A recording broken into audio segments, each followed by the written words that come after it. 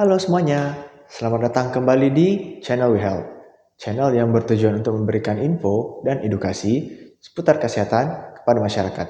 Bersama saya, Dr. Ronald. Mungkin pasien diabetes sudah tidak asing lagi mendengar kata insulin. Tidak jarang pasien-pasien tersebut yang telah lama meminum obat anti-diabetes oral, lalu pada suatu saat terjadi kondisi yang mengharuskan mereka untuk menggunakan insulin. Lalu mereka berkata pada saya seperti ini, "Dok, saya nggak mau disuntik insulin, karena katanya kalau sekali pakai akan terus-terusan disuntik." Nah, di video kali ini saya akan membahas kapan sebenarnya insulin ini digunakan dan apa betul sekali suntik akan terus dipakai seumur hidup. Kalau mau tahu jawabannya, simak terus videonya ya.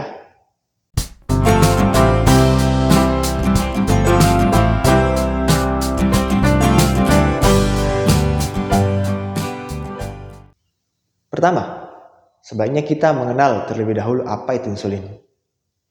Insulin adalah hormon alami yang dihasilkan oleh organ tubuh kita yang dikenal sebagai pankreas. Lalu, bagaimana cara kerja insulin dalam tubuh?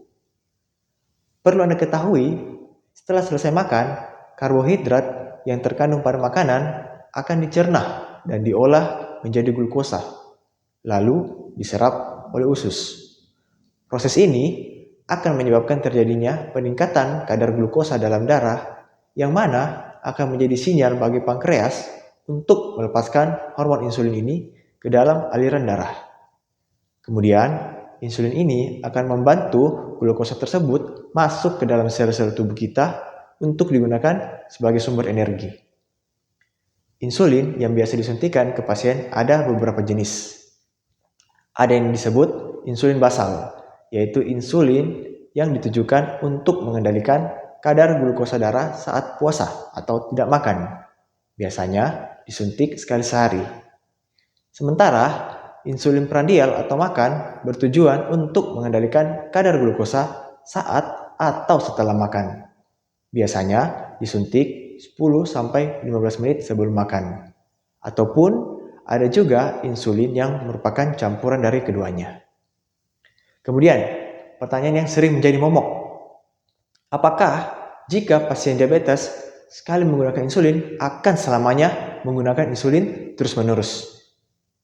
Jawabannya tergantung kondisi pasien tersebut. Terdapat beberapa keadaan yang mengharuskan pasien menggunakan insulin.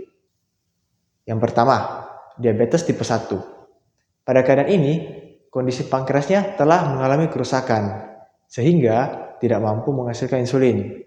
Nah, khusus untuk pasien tipe ini membutuhkan pemberian insulin yang terus-menerus. Yang kedua, kadar gula darah yang tidak mencapai target, walaupun pasien telah meminum obat antidiabetik oral dengan dosis yang optimal, biasanya 3-6 bulan.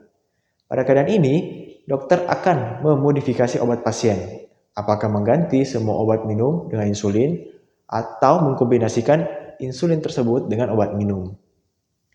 Nah, setelah beberapa bulan dilakukan kontrol dan dilihat kadar gula pasien telah mencapai target atau bahkan cenderung menjadi rendah, maka insulin dapat dikurangi dosisnya secara perlahan-lahan, bahkan dapat dihentikan. Yang ketiga, ketika pasien diberikan golongan obat-obat tertentu, contohnya steroid dosis tinggi. Kenapa? Karena steroid ini akan meningkatkan gula darah dengan cepat, sehingga butuh insulin untuk menurunkan gula darah juga dengan cepat. Setelah steroid tidak lagi diberikan, maka insulin pun otomatis akan dihentikan juga. Yang keempat, kondisi stres metabolik seperti infeksi berat, serangan jantung, operasi besar, ataupun stroke.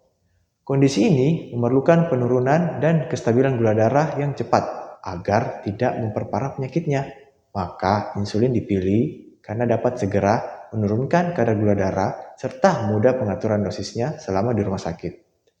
Ketika keadaan tersebut telah tertangani, maka pasien dapat kembali ke obat oral. Yang kelima, kondisi hamil.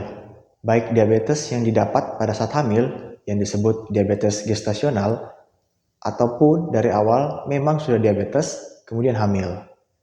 Dari berbagai penelitian, insulin terbukti cukup aman bagi ibu dan bayi, sehingga menjadi pilihan terapi diabetes yang utama pada saat hamil. Nah, itulah tadi beberapa keadaan yang mengharuskan pasien memakai insulin. Jadi, tidak selamanya akan terus memakai insulin. Sebagian besar kasus, kecuali diabetes tipe 1, bila penyebabnya telah diatasi, maka pasien dapat kembali ke obat oral. Insulin ini mempunyai banyak kegunaan. Selain dapat menurunkan gula darah dengan cepat, juga mudah dikendalikan. Serta, dengan penggunaan insulin ini, kita dapat mengistirahatkan pankreas kita agar tidak bekerja terlalu keras. Dan diharapkan pankreas dapat pulih sehingga selanjutnya dapat menghasilkan insulin dengan lebih baik lagi. Bahkan tidak jarang juga ada pasien yang setelah menggunakan insulin tidak ingin lagi beralih ke obat oral karena sudah merasa nyaman. Jadi intinya selalu konsultasikan dengan dokter dalam perencanaan dan pemilihan obat diabetes yang ingin Anda gunakan. Disesuaikan dengan kondisi kesehatan Anda. Demikianlah video kali ini. Semoga bermanfaat. Jika Anda suka dengan videonya, silakan like, subscribe, dan share ke orang-orang yang membutuhkan informasi ini. Jika ada pertanyaan, silakan tulis di kolom komentar ya. Terima kasih sudah menonton. Sampai bertemu di video health berikutnya. Salam sehat.